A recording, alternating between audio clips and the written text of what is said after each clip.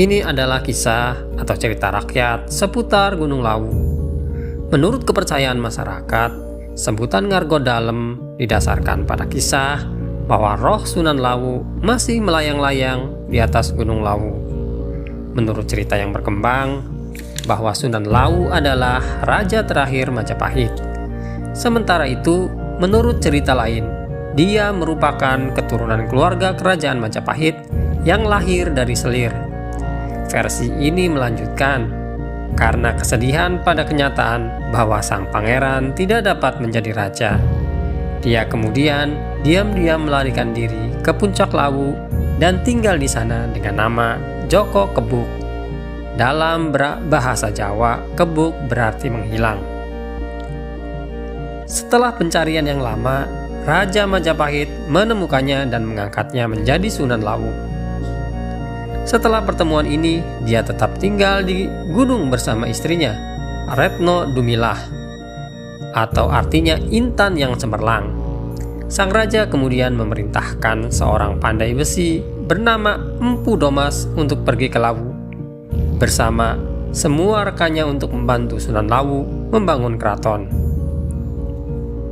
Ketika kekuasaan Majapahit runtuh dan Raden Patah bertahta sebagai Sultan Demak, menjadi penguasa pengganti Majapahit, Raden Gugur yang merupakan seorang pangeran dari Majapahit melarikan diri ke puncak Lawu.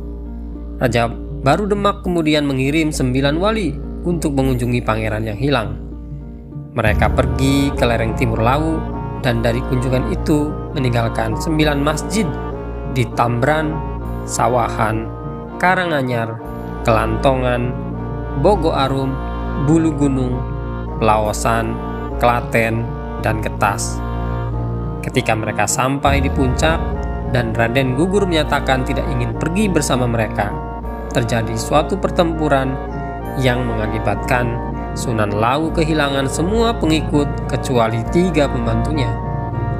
Sunan Lawu kemudian terpaksa mundur ke Argotiling. Selain itu, Raden Gugur kemudian menghilang ke desa Padang Gugur di Solo, yang kemudian menjadi tempat dia menghabiskan kehidupannya. Makam Raden Gugur berada di Gunung Jabal Kamil. Banyak cerita menunjukkan bahwa betapa banyak orang yang sangat mempercayai keberadaan Sunan Lawu. Argo Tumiling yang dipercaya sebagai tempat mundurnya Sunan Lawu berada pada ketinggian 3193 mdpl. Tempat ini adalah puncak yang sulit dijangkau, curam, dan berhutan lebat. Lokasi tersebut biasanya digunakan sebagai tempat berdoa dan juga tempat bagi mereka yang pergi untuk mati. Mayor S.C. Gade mengatakan bahwa ketika dia naik ke gunung itu pada tahun 1920, para pekerja yang membantunya tidak berani mendaki puncak ini. Bahkan dalam serat Centini menyatakan bahwa puncak tersebut sangat angker dan merupakan tempat tinggal dewa yang bernama Pramesti Girinata atau Dewi Ratu Gunung. Selain Argo Tumiling, terdapat tempat lain yang diasosiasikan dengan Sunan Lawu. Tempat bernama Lumbung Selayur yang berada di selatan Argo Dumilah dipercaya sebagai keraton atau kediaman Sunan Lawu. Selain itu, Pawon Sewu yang berada di sebelah baratnya juga dipercaya sebagai dapurnya.